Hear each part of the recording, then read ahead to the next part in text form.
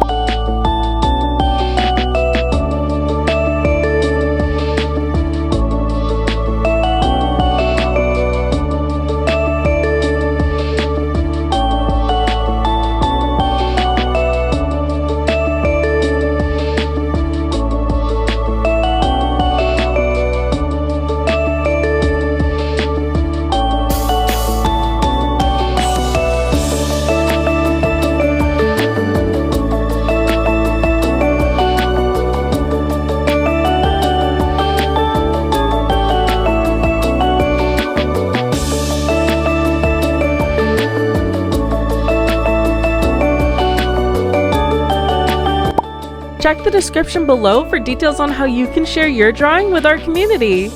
Thanks for joining me today. See you in the next one!